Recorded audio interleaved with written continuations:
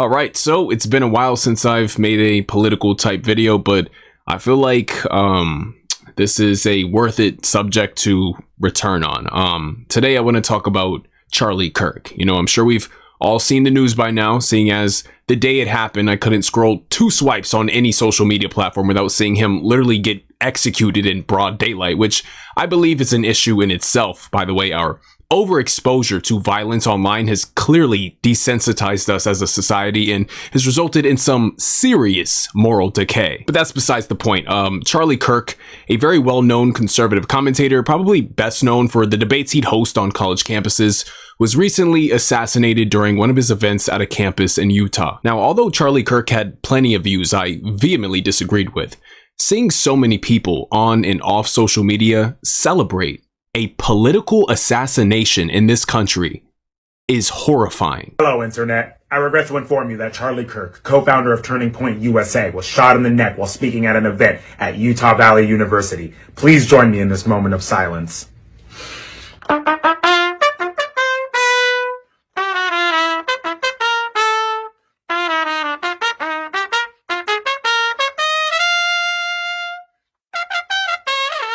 Now, I do think it's unfair actually to publicly obligate people or expect them to mourn his death and cry for him, especially those who disagreed with him or who were negatively affected by his views, seeing as there are things he supported that legitimately put people's lives at risk. A big one being his overwhelming support for Israel, which he later seemed to begin walking back on actually, which was a good thing, but many may argue that the damage from his past support was done regardless. And the damage in question here would be the loss of innocent lives, which can never be brought back. So I'm sure you can understand people's frustrations. So I know this may sound cold, but no, I don't believe anybody is personally obligated to have a deep emotional response to his death, as tragic as it may be to many. But let's make something clear. There is a fine line between not feeling or expressing sorrow for somebody and actively celebrating the assassination of a political figure publicly. See, this is an antagonistic and provocative act. You are provoking the other side to retaliate in some form, whether it may manifest as radicalization, more violence, or perhaps some level of forced suppression on a social or systemic level. Or in other words, this achieves the opposite of your intended goal, likely only worsening the situation for you and your own people by martyring him, traumatizing and radicalizing onlookers, and ultimately just expanding the support base of the very people you stand to oppose. You don't think it's crazy to get in church? Here's the line for the second service. And there's never a line. By the way, there's never a line. Okay, I see. Thank you. There's never been a line here. Charlie Kirk, look what you did. No parking. No parking at all. None. Had to park like 5 blocks away from church because everyone wants to come now. Amen. Thank you, Jesus. Thank you, Charlie. And as you can see, I've also found many comments with tens of thousands of likes on just singular posts alone, expressing that people are turning away from a moderate political position and towards a more right-leaning one, as acts of political extremism like these often alienate moderates or left-leaning individuals, pushing them towards more right-leaning positions. See, when you celebrate the assassination of your political opponent whilst simultaneously accusing that very side of oppressing you while the smoke is still coming out of the barrel, it's not a great look. And it's confusing to most because the side you're asking to sympathize with you is the same side you're also celebrating getting shot. The optics of this whole thing just don't track for an average person who you rely on, by the way, to vote for you. So I'm sure even those who hated Charlie Kirk could at least see this perspective. And though I disagreed with many of his views and even felt like various beliefs he pushed had harmful implications of their own, on the flip side, there are very serious implications to this sort of political violence that I feel a lot of these so-called Twitter revolutionaries aren't really taking into account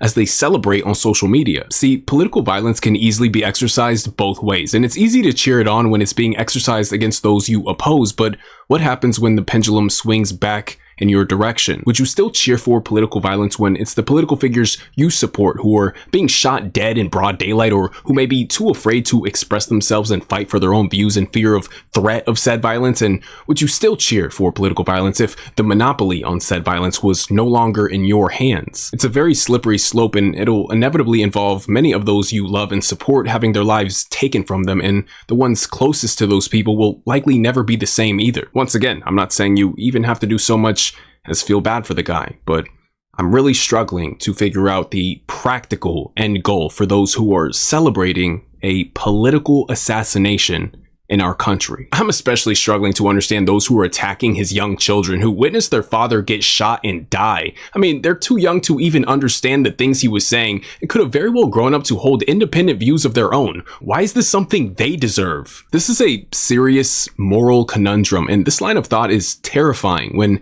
actually expanded upon and applied to reality. In fact, it's this exact reasoning and dehumanization that leads to the very oppression we're claiming to be fighting against. To those proudly and gleefully standing behind this isn't a win for you or our nation. In fact, it's a stain, and it's a total disgrace to your own cause. Look, when you kill somebody who, though you may adamantly disagree with or even hate, at least offered themselves up for debate and even platformed the very people who oppose their views, what you've essentially done is you've intellectually surrendered, because you've now stated that civil discourse is off the table, winning through diplomacy is no longer an option, and that your desire is to kill your way back into power. The end result of this inevitably would be a nation governed through fear and violent force and not through civility and democratic process, as violence is now the standard being set. This is a waving of the white flag in the battle of ideas, and though I understand the frustration so many people had with him, the things he stood behind, is violence really the standard we'd like to set in this domain? Look, I've made my stances pretty clear in the past. I refuse to voluntarily vote for anybody who's going to send my tax dollars straight towards a genocide in Gaza. I've advocated for a complete and total reform of our political parties and government as a whole many times here on the channel, but I believe this can be achieved civilly. You may think that's foolish. I don't think it can be achieved easily, but if you were to say it's impossible, I'd point to somebody like Martin Luther King, who was a big proponent of nonviolent resistance, but the violent revolutionist perspective to me just feels like such a dark and fruitless route, and a far less realistically achievable one. Personally, I feel neither party offers what I want right now in regards to my own values and the standards I believe should be followed amongst our politicians and our government, especially when it comes to oligarchic practices and the funding of wars and genocides overseas, which is why I try to spread the message that I spread. But I think political violence within our nation only further divides us and radicalizes people, ultimately creating even bigger and more long-term issues for everybody and distracting from the real issues at hand, especially when all both sides can do right now is finger point and pin the blame on the other. You'll cut one head off and 3 more will grow. You kill one political figure and their base will just multiply and grow even more extreme out of resentment, and then they'll flock to somebody even more extreme and problematic, and then you'll have to deal with them. It's just an endless cycle, and it'll be non-stop bloodshed if it were to unfold this way, and trust me, you will be dead before you win. So yeah, I could go on all day, but I just cannot see how the violent revolutionist perspective is even remotely practical for a country of this magnitude, nor do I see how the goal of shaping a society where we silence those with opinions deemed as hateful can be pulled off without a continuous and long-lasting structure of violent or authoritative action towards dissenters, especially when the term hate speech has been weaponized to the extent that it has already. All right, now that I've gotten all that off my chest, I want to explain Charlie Kirk's impact on me as an individual. I will admit he never got me to agree with all his political takes, but I did admire the willingness to travel to various prestigious universities like Oxford and Cambridge to debate his ideas. He didn't just coop himself up in a room somewhere and stream his ideas to an echo chamber all day. He actually gave people the chance to potentially prove his ideas foolish, embarrass him, make him look stupid, and present superior ideas to his own. And these conversations and debates would usually unfold in a pretty civil manner, no matter how extreme the disagreement. And that's something I'm sure we could all appreciate and perhaps even take some notes on. What these debates and dialogues also did was they gave voices to the voiceless. It gave opportunities to people in marginalized communities to actually step up to the microphone and speak and be heard by massive audiences all around the world. It gave people on both sides of the political spectrum the opportunity to actually listen to each other and hear each other out, which otherwise may have never occurred. Now, as somebody who self-admittedly loves watching debates, so excuse me if I am a bit biased in this regard, I really enjoyed seeing people from all walks of life challenge his ideals. It actually helped me realize how much I just fundamentally disagreed with many of his stances on things. It took seeing others challenge him for me to see the flaws in his beliefs get revealed. And this cannot be done without debate and the freedom to exchange ideas without being murdered. At the end of the day, violence does not defeat a person's ideas. If somebody has racist thoughts towards me and I just punch them in the face, they're still going to think and spew those same racist thoughts. Hell, I probably just reinforce them. All you've done is address the messenger and not the message itself. In order to defeat ideas, you debate them and expose them for being weak, impractical, or foolish. And now that Charlie Kirk's life has been taken, nobody has the chance to challenge him. Nobody has the chance to prove him wrong on anything. Nobody has the chance to present superior ideas, nor does he have the chance to change his mind on anything. Everybody's robbed of these opportunities when we resort to violence instead of civil discussion, okay? Killing a person offering to debate does not mean you won the debate. A lot like how shouting over somebody in a debate or throwing something at them doesn't mean you won, all right? The winner of a debate isn't predicated upon whoever resorted to violence first. That's how a fucking child thinks. That's barbaric. Also, while I'm here, I just want to say the constant calls to violence by both sides of the political spectrum on and off social media, instigated by politicians and the media, is just out of fucking control. Now, with people being more radicalized than ever, do not be surprised when we see more violence unfold and more violence be glorified as our politicians and media personalities fan the flames and act appalled when what they've been instigating all this time finally plays out. Every single politician and media personality on both sides of the aisle who have ever advocated for political violence in any way will forever have blood on their hands, and they should be ashamed and disgusted by the climate they've created. And finally, as for how the optics of so many liberals celebrating across social media platforms looks for the left as a whole, I genuinely would not be surprised if they didn't see the inside of the White House for the next couple of decades or longer. I think this has done irreparable damage to the Democratic Party.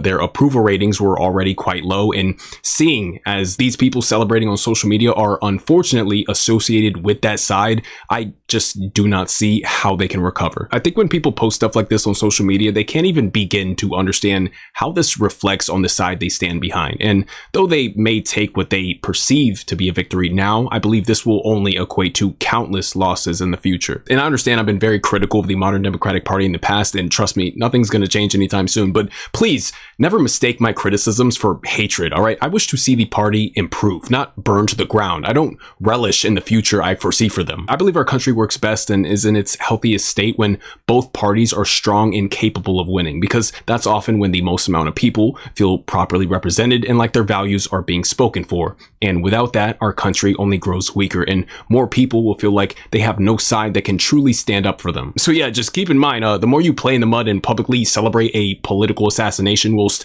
associating yourself with the left, you're only poisoning your own well. You're taking ownership of the whole thing. The optics of this to your average American looks really frightening and extreme, and it'll just get harder and harder to garner mainstream support. And the very last thing I want to talk about is the misinformation being spread about Charlie Kirk in order to misrepresent certain things he said. I mean, there were many valid reasons to not support him, don't get me wrong, but the vast majority of clips I'm seeing circulating online, like him saying he doesn't like the word empathy because it's a made-up new age term, therefore you should not feel any empathy for him, is actually completely taken out of context. I mean, here's the full quote here. I can't stand the word empathy. Actually, I think empathy is a made-up new age term that does a lot of damage. But Bill Clinton in the 1990s, it was all about empathy and sympathy. I can't stand the word empathy. Actually, I think empathy is a made-up new age term that does a lot of damage, but it is very effective when it comes to politics. Sympathy I prefer more than empathy. That's a separate topic for a different time. So yeah, please just fact check as much as possible and seek out full context so